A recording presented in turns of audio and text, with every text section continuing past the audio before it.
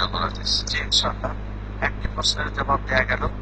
আমরা সংক্ষেপে চেষ্টা করছি। গাজীপুর থেকে জনাব নজরুল ইসলাম ভাই আপনি জানতে চেয়েছেন যে রমাদান মোবারকে মায়েরা বোনেরা যে রান্না করেন, এই রান্না টেস্ট করে দেখা যাবে কিনা লবণ ঝাল ঠিক হলো কি হলো না। এটা হলো একটা আপেক্ষিক মাসালা, অর্থাৎ কোন সংসারে যদি এমন হন যে জামাতা সহ্য করতে পারছেন না একটু কম বেশি, অর্থাৎ লবণ একটু বেশি হলে তিনি মেজাজ খারাপ করবেন অথবা ঝাল একটু বেশি হলে মেজাজ খারাপ করবেন, তাহলে টেস্ট করতে পারবেন, তবে অবশ্যই খাবেন না, জিহ্বায় লাগিয়ে এরপরে থুক মেরে ফেলে দিবেন। জনাব আলবাস খান তিনি বসুন্ধরা থেকে জানতে চেয়েছেন যে সার্বক্ষণিক চুপ থাকা ঠিক নাকি ব্যাঠিক। সার্বক্ষণিক চুপ থাকা এটা আসলে ঠিক হবে না, এই জন্য চুপ থাকা ভালো। অনার্থক কথাবার্তা থেকে, বেহুদা কথাবার্তা থেকে, আজে বাজে কথাবার্তা থেকে চুপ থাকা ভালো, নীরবতা ভালো। তবে প্রয়োজন, যে কথাটি না বললে পরে একটি মানুষের ক্ষতি হয়ে যেতে পারে, একটি শিশু বাড়িতে পড়ে মরে যেতে পারে, এক জায়গায় আগুন লেগেছে, এখন কি আপনি চুপ থাকবেন? নামাজ পড়তে হলে সূরা কেরাত তখন কি চুপ থাকবেন না? তার মানে হলো প্রয়োজনে কথা, প্রয়োজনে চুপ থাকা। যে সময় চুপ থাকবেন সেটা চুপ নয়, আল্লাহর তাসবিহ করে আপনি সময় কাটাবেন। বোন জানতে চেয়েছেন রব্বানা লাকাল হামদ নাকি রব্বানা ওয়ালাকাল হামদ। দুটোই সহিহ, দুই ভাবেই হাদিস শরীফে এসেছে। আপনি যেভাবে আমল করতে স্বাচ্ছন্দ্য বোধ করেন সেভাবে আপনি আমল করে চলবেন। জানতে চেয়েছেন আল্লাহু আকবার নাকি আল্লাহু আকবার। না, আল্লাহু আকবার বাংলায় যদি উচ্চারণ করেন তাহলে শরিয়া ক হসন্ত আক, এতে যেন মাখরাজে আপনি গোলমাল না করে ফেলেন। এটা হলো আল্লাহু আকবার, দুইটা শব্দ উচ্চারণ করতে হবে, এটা আপনি বলতে হবে। আল্লাহু একটা শব্দ, আকবার একটা, মিলিয়ে বললে আল্লাহু আকবার। জি জাযাকাল্লাহ, শুকরান।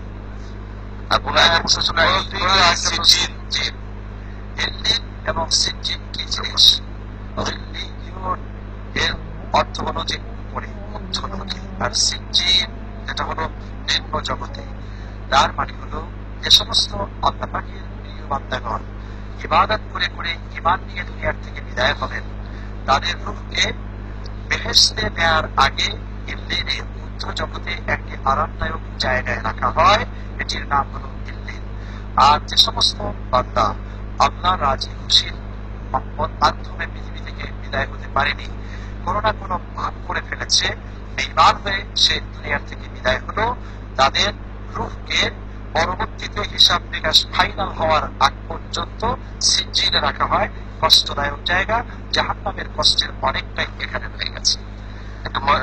জাভেদ কামাল ভাই তিনি জানতে চেয়েছেন সহি নাকি গায়ের সহি। আচ্ছা, পিস মানে হলো শান্তি, টিভি মানে হলো টেলিভিশন, শান্তির টেলিভিশন। এখানে ইসলামের যত কথা বলা হচ্ছে সব সহি, কোরআনের কথা বলা হচ্ছে সহি। এখানে আমরা আমাদের জানা মতে এবং তথ্য ভিত্তিক জানা যে না আছে সেখানে গায়ের সহি কোন অ্যাড, না আছে সেখানে অশ্লীল কোন কথাবার্তা, অশ্লীল নাচ গান, ফলে এটা গায়ের সহি কেন হবে? কমপ্লিট একটা ইসলামিক চ্যানেল। হ্যাঁ, পৃথিবীতে একটি টেলিভিশনের ব্যাপারে আমরা দীপ্ত কণ্ঠে বলতে পারি যে যেখানে নামও পিস আর আসলে পিস, সেখানে সহি কোরআন কেন্দ্রিক হাদিস কেন্দ্রিক সার্বক্ষণিক ইসলামিক কথাবার্তা বলা হয়।